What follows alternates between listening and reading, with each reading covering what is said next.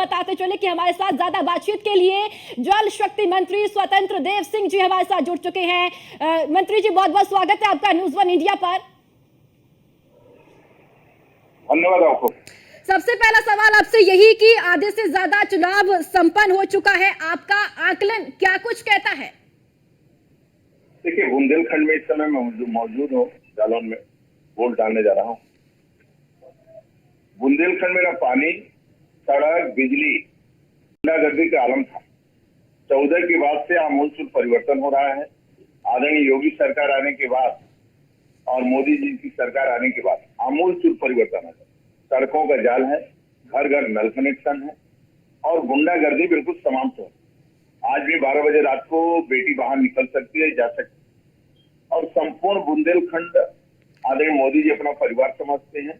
एक एक व्यक्ति की खुशहाली के लिए और रात दिन परिश्रम की पराकाष्ठा करते हैं और जनता जनार्दन कभी बुंदेलखंड का जनता जनार्दन केवल मोदी जी को देता है जी। और मोदी जी के लिए वोट कर रहा है और आदरणीय योगी जी को देख रहा है और योगी जी के लिए वोट कर रहा है।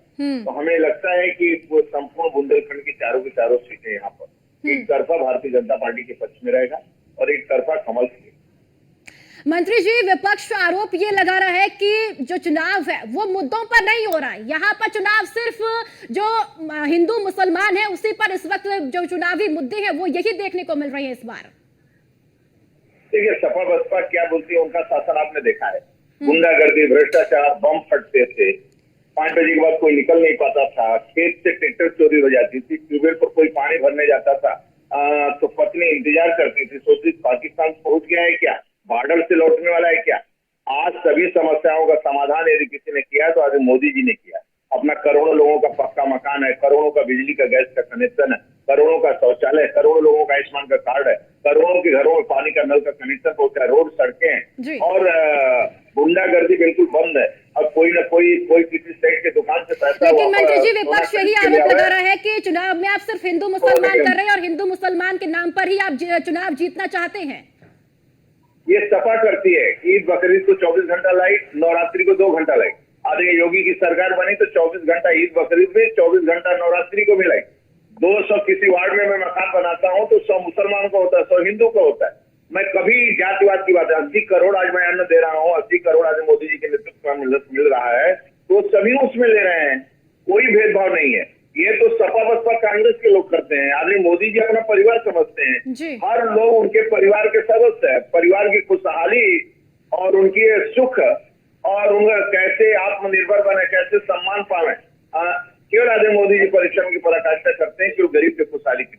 आज बंटंगिया मुसहर थारू कि बच्चे नौकरी नहीं पाते थे, आज योगी सरकार सिपाही की नौकरी, दरोगा की ट्रेनिंग ले रहे हैं। इसलिए जनता जनार्दन का आशीर्वाद वो कुछ नहीं देख रहा है, कौन लड़ रहा है, क्या कर रहा है, सीधे वो देख रहा है कि अभी मोदी जी चुनाव लड़ रहे हैं और मोदी जी के लिए वोटिंग कर रहा है वो। और वो जानता है कि मोदी जी की गारंटी है कि 27 तक जो शेष पक्के मकान बचे हैं 3 करोड़, वह भी पक्का मकान यदि कोरोना न रहता तो आज ही बन जाता, लेकिन कोरोना वैश्विक महामारी के कारण 4 करोड़ ही पक्के मकान बने, 3 करोड़ अभी शेष है। तो उनको पक्का मकान बनाने का भी काम 27 तक आदरणीय मोदी जी करेंगे, राज्य के अंदर योगी जी। जी मंत्री जी, एक सवाल और यहाँ पर है कि 5वां चरण जारी है, मतदान हो रहा है, बड़ी संख्या में मतदाता पहुंच रहे मतदान केंद्रों में। 14 सीटें हैं और 14 सीटों में से कई ऐसे सीटें हैं जहां पर दिग्गजों की साख जो है इस वक्त दांव पर लगी है। कई केंद्रीय मंत्री चुनावी मैदान में है। क्या लगता है इन 14 सीटों में से कितनी सीटों पर आप विजय हासिल कर पाएंगे? देखिए, टेम्परेचर बहुत हाई है, भयंकर गर्मी का माहौल है, फिर भी लंबी कतारें लगी हुई है जैसा मुझे देखने को मिल रहा है।